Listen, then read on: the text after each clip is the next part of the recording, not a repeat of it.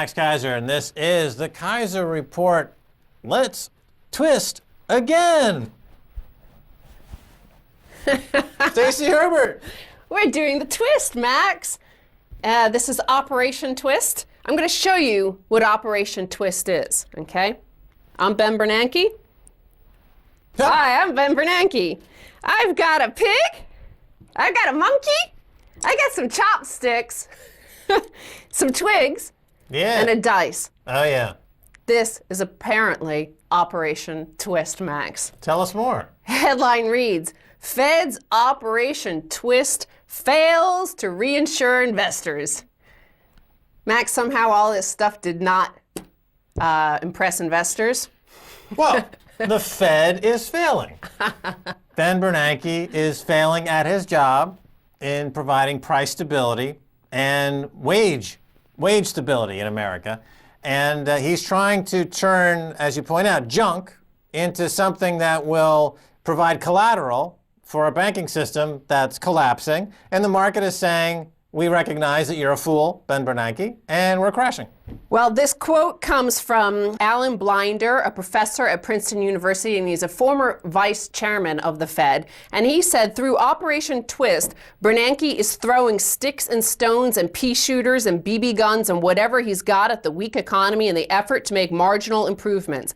I don't expect any miracles from it, and frankly, neither do they. So, Max, we see this often. We see this junk shot over and over in the last, 2 or 3 years as the whole financial system collapses, but as all of our systems collapse. We saw the junk shot in the Gulf of Mexico with BP. We saw the junk shot in Fukushima. Yes, the junk bonds have been replaced with actual junk from the junkyard.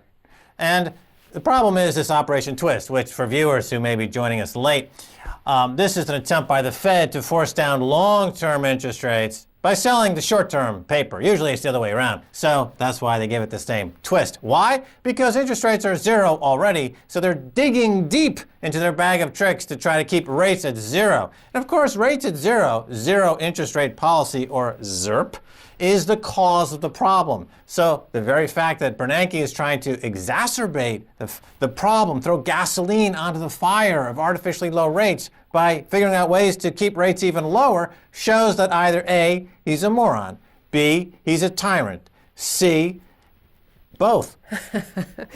Well, the Fed itself said on their website that the program should help lower costs for home loans, corporate bonds, and other consumer and business lending. The plan will provide additional stimulus to support the economic recovery, but the effect is difficult to estimate precisely. Let me demonstrate the problem, Stacy Herbert. Here, take one of your props here, this red rubber ball. That's not a prop, that's monetary policy. Oh, okay. So I go to eBay and I put this on eBay and auction this off. I could get at most 20 cents for this on eBay. If Goldman Sachs takes this down to the Fed will give them $20 billion for the same item. That's the inherent problem with the American and global economy. The banks get privileges with these central banks where they can give them anything, whether it has value or not, and the Fed gives them trillions and trillions of easy credit. So yes, we're in this position, and the next headline reads, Max, the Fed disappointed. The great collapse is here. This is from Phoenix Capital Research on their site, Gains, Pain, and Capital.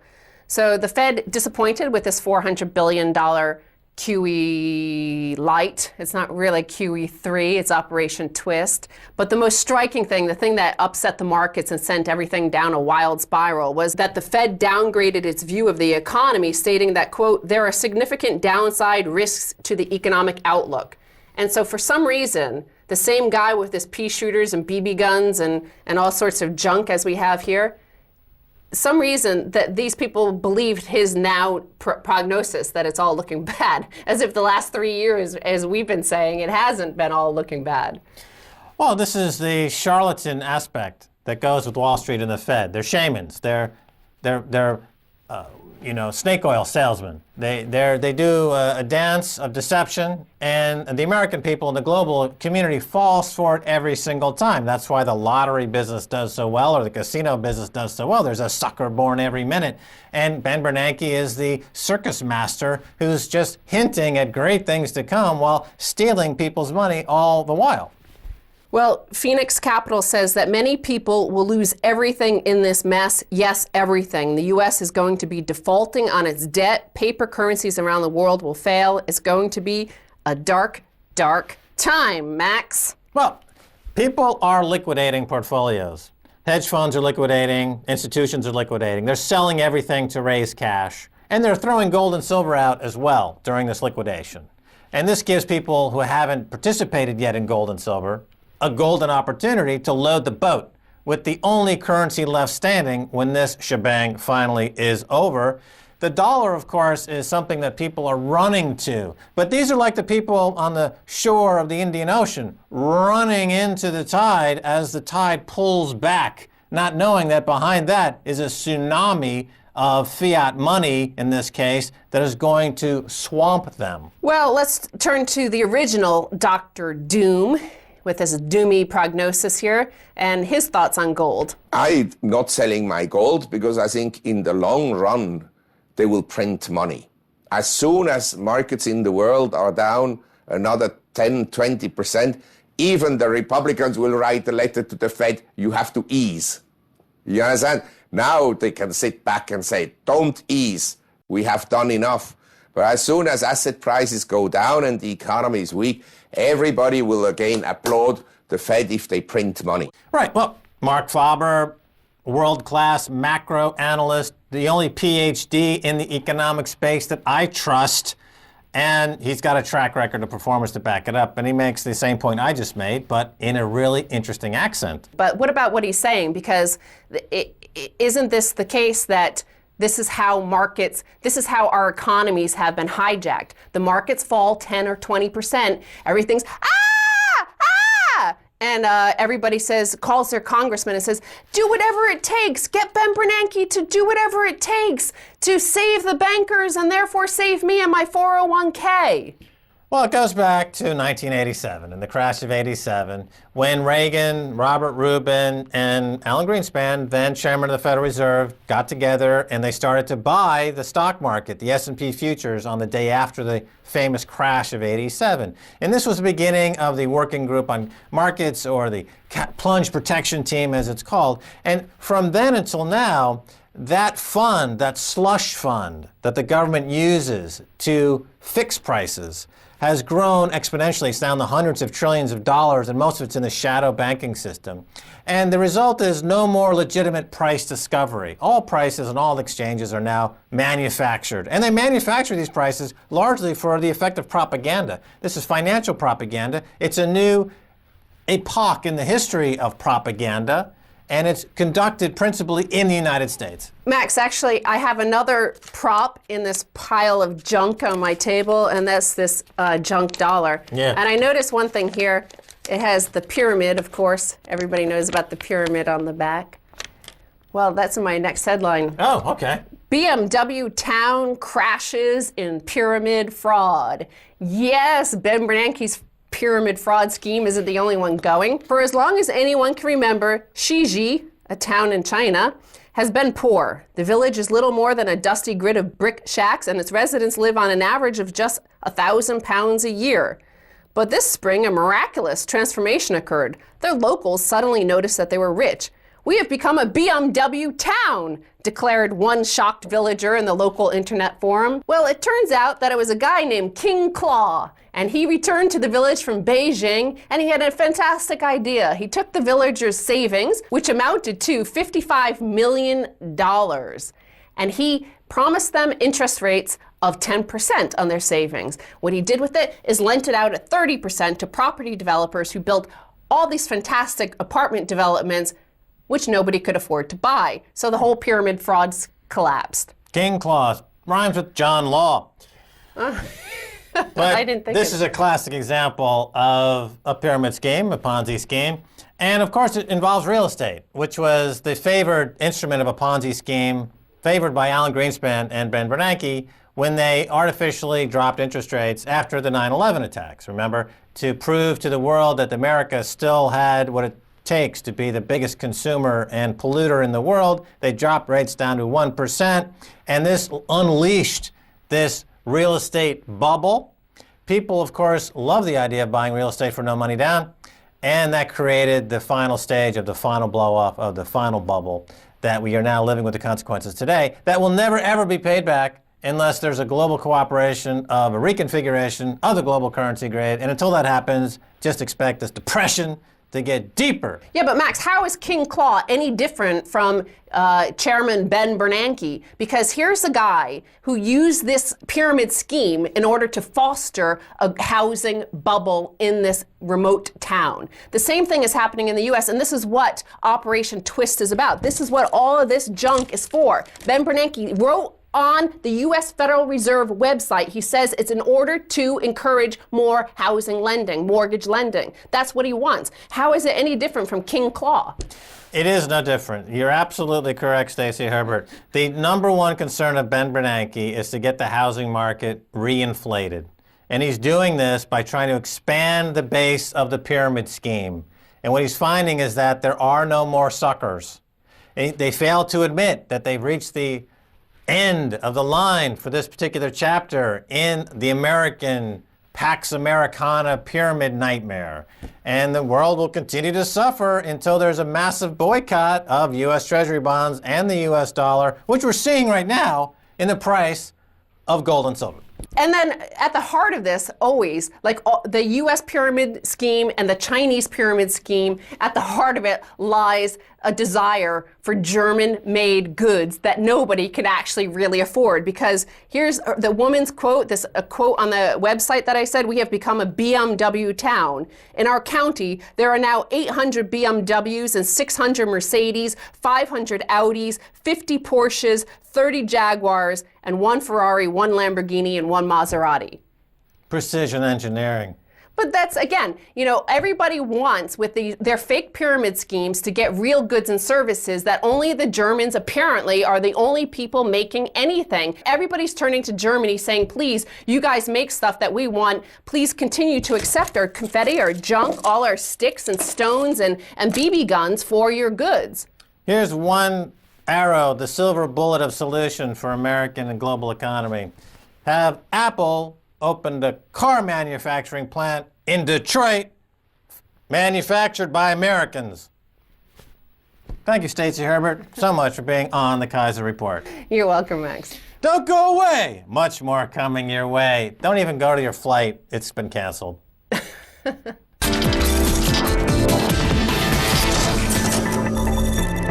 Welcome back to the Keiser Report. I'm Max Keiser. I've got him. He's here. Joe Weisenthal, welcome to the Keiser Report. Oh, thanks for having me on. It's fantastic that you're here in the studio. I want to jump right to actually our last question from a tweeter who wants to know, do you ever sleep? And the answer is, unfortunately, I do. I try not to, but I have to a few hours a day. Okay. I try as hard as I can not to. If you could, you'd like to be tweeting or commenting 24/7. Ideally, that would be an ideal situation. Okay, fantastic. So Joe Weisenthal, we just heard from Alan Blinder. He's the former Fed chairman. He talking about Operation Twist. Right. And he's saying, if you think of sticks, plastic pigs, twigs, BB guns, for monetary policy, he's making fun of the whole thing, saying the collateral is worthless. Right. Your thoughts? I mean, I actually think technically he's right in the sense that I think Operation Twist isn't really going to do anything for anyone. The impact will be pretty minimal, and the idea that lowering interest rates is going to have a big impact at this point when they're already at record lows is, kind of a joke. Right. So it's a superficial thing, and there's this expectation of the Fed to act when things aren't going well. So that's kind of like, I guess, a signal that the Fed isn't totally out to lunch, but in terms of it, I would be very surprised if it had a real positive impact. Well, let's talk about that for a second and follow up on that point, because you said that the expectation that the Fed can do something is kind of running out. Now, we go back historically to the Greenspan put. During the whole 1980s, anytime markets were faltering, Right. Alan Greenspan would lower interest rates. Suddenly markets would catch a bid, trade higher. Bernanke inherited that legacy. But it seems as though the Fed's ability to stimulate these markets is finished, is over. Is that kind of what you're alluding to? It kind of seems like that. I mean, especially, look, certainly the markets reacted positively to QE2 and QE1. And it's probably too early to say a verdict yet on Operation Twist. But even Bernanke himself seems to be kind of skeptical. He gave a speech a few weeks ago in which he was basically saying if we're going to do anything, it needs to be fiscal policy, spend more, basically trying to kick it back over to Congress. So I think even he doubts that at this point monetary policy is a great tool. But it's still possible that the Fed could juice the stock market if that's all he was going for. Now, your role over there at BusinessInsider.com, you're the deputy editor, Right. correct? Yeah. Now, Business Insider is primarily focused on, if maybe correct me if I'm wrong, but there's a big emphasis on technology. Well, it's kind of half and half. There's like a tech side, and then there's like the finance-y kind of Okay, side. there's a huge tech component. Yeah. And the tech component we know in the States, it begins in the venture capital area. Right. It goes through financing rounds. Sure. Then we end up on NASDAQ with an IPO, hopefully. Yeah. And this is the exit strategy for the VC investors, the venture capital investors. Okay, I wanted to ask you specifically about one company and get your thoughts on it, because there's a big debate out there. Groupon. Right. Okay, it's pre-IPO. They turned down a $6 billion offer from Google. They are attempting to go public at a $20, $30 billion valuation. There's one school of thought that is looking at Groupon, and the words Ponzi scheme have been mentioned. Yeah. Is this fair or unfair? The most interesting argument is that the original investors have taken a lot of money out of the company already. They've already made tons of it, and so the company's never been profitable. And yet you have early players, including the CEO, who have already not totally cashed out or anything, but have taken a lot of cash out. And so now they're still cash hungry. But it's not a Ponzi scheme unless there's no business there, and there is a business there. And they're making more and more money from their existing customers. They have excellent customer loyalty. Growth is still crazy. Businesses generally still like it, though there are issues and lots of competition. So it's not a Ponzi scheme because there is a real business. Well, I think what people are pointing to when they mention Ponzi scheme is the fact that the lack of really the repeat customers. In other words, they make a big splash. It's not that bad. Actually, they make their repeat customers aren't that bad. But that is the big controversy. The question is, do they need to just keep adding customers in order to make the number? That's right. That would be the definition. If they were to shut down customer acquisition right now, yeah, and just with the customers that they have, would they be able to have a business? And there is an argument that they would, actually. It's not clear that they have to keep spending like crazy. But that is certainly their plan, and their plan is to raise a lot of money from the IPO. And without that IPO money, is the company still with us a year from now? It would be very dicey. They're burning through a lot of money. Okay, fair enough. Let's talk about French banks for a second. Sure. Morgan Stanley, hugely exposed to French banks. Is it too big to fail? Can U.S. banks survive a French banking collapse? What are the cross currents there? I would say Morgan Stanley is too big to fail in the sense that if it were to have a failure like Lehman, and I don't think it's going to, or I'd be surprised if it did, it would certainly have huge ramifications on the financial system. There is this talk that it's exposed to French banks. That might be overblown in the sense that, all kinds of banks have huge notional exposures to various things where, in fact, when you look at hedges and what the actual risk is, it's a lot less. I don't know. I haven't dug too much into Morgan Stanley, but I do know that it's the fear of the stock has really been getting hammered this week. And stepping back from Morgan Stanley, it's hard to imagine a situation in which if you had failures of the big French banks, BNP Paribas and Societe Generale and the rest of them, it's hard to imagine the U.S. financial system not really getting hurt by that. I mean, Right, this word contagion is what comes up. All the banks are connected on the back end. Now, Gordon Brown, former Prime Minister of UK, referred to formally in the record of the shadow banking system. Right. There's widespread understanding that there's this the dark pools, the shadow banking system, multi-trillion-dollar kind of back channels connecting all these banks, where a lot of this debt is off balance sheet, so to speak. And the idea is that Bernanke is trying to shovel cash in the front door while the back room, the off balance sheet accounts are blowing up, and he can't seem to match the two. Is that a fair characterization? Yeah, I mean, I think the easiest way to think about it is that everyone wants cash, right? Or, in times like these, when people are, people get nervous or things are actually going bust as they are in Greece, everyone just wants cash. Okay, but Joe, isn't the role of the Federal Reserve Bank, historically, it says the job to take the punch bowl away when the party gets too good. Now, for 20 years, for 10 years, they haven't taken that punch bowl away. They keep throwing more, they keep spiking it with more cheap money. At what point do they get responsible? Obama was talking to Volcker when he came into office, but he never There's no did question. anything. Yeah, I mean, there's no question that, the times haven't been good in a while, in any real sense. I mean, the last couple of years have been okay for the economy. But certainly, I mean, when they talk about taking the punch bowl away, what that would have meant is, like, prior to the housing crisis, the Fed should probably have been more proactive to see that there was too much bad lending going on, because that's essentially what that means. It essentially means the Fed needs to step in when there's too much credit creation, inflation. But we really haven't been like that in a while, and we certainly haven't been like anywhere near too much lending since the crisis hit. It's not a solution to just keep rates low forever. It's certainly not going to fix the economy, but it has kept the financial system alive, which is, I would argue, pretty important. Isn't there a case to be made that, as you point out, the credit has been in short supply during this crisis, but in due large part not to an economic slowdown necessarily or a business cycle trough, but to outright bank fraud? Isn't there a case to be made that maybe someone needs to step in and bring some justice to what are obviously some criminal activities going on in these too big to fail banks? I think there's two different things. I think the reason that there isn't much lending is because private sector households have too much legacy debt, and their main goal at this point is not to take on more of it, but it's to pay down the old debts that they rang up. There may be a role for more prosecutions of the people who are involved in the bubble and the bust. When you say possible. Hold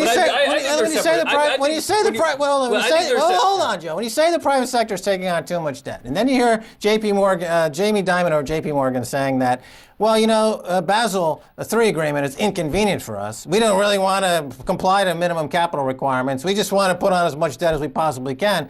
Just thumbing his nose at the whole idea of regulation, the whole idea of sound banking. I mean, who's going to stop and put the tourniquet on this guy? He's a rogue banker. He makes Jerome Kerviel seem like Mother Teresa, Jamie Dimon. I actually think...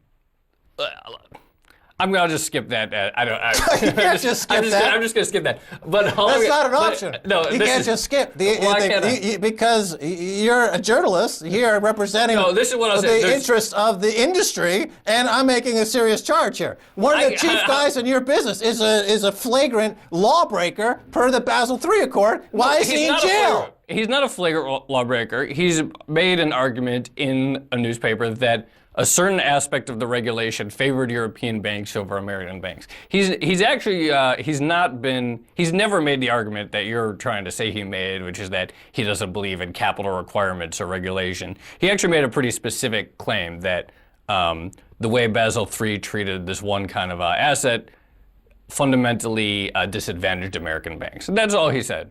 So comparing him to a rogue trader, I think, is a little dramatic. But on this point of credit, I think a key thing that people need to realize is that there's household debt, and there's the supply side on the banks, and there's government debt. And people talk about them as though they're all the same, and then they just say the word, there's too much debt. But specifically, I think the problem is not that there's too much government debt, at least in the U.S., but that there's too much household debt, and that's the bottleneck for the whole economy.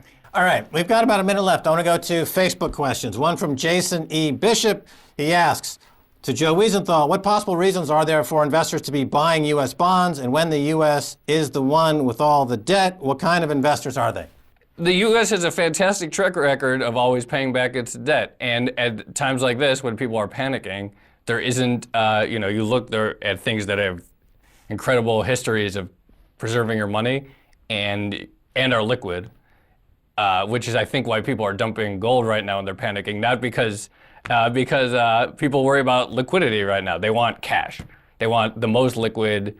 They're not worried about the U.S. dollar depreciating. That's kind of like a secondary concern at times like these. They just want the most liquid, stable assets they can So it's buy. not Stockholm Syndrome? I don't believe so. Okay, let me go to the next question. Carl H. Tattooist asks, why did he, Joe Weisenthal, a few months ago, still say that the bad economy is exaggerated? Does he live in the real world or in a computer world? I live in a computer world. I live in a total bubble, and I live in New York where the economy is pretty good, and I don't see how the real world is. Joe Weisenthal, thanks so much for being on the Keiser Report. Thanks for having me. All right, that's going to do it for this edition of the Keiser Report with me, Max Keiser, and Stacy Herbert. I want to thank my guest, Joe Weisenthal. If you want to send me an email, please do so at kaiserreport@rttv.ru. Until next time, this is Max Keiser saying bye, y'all.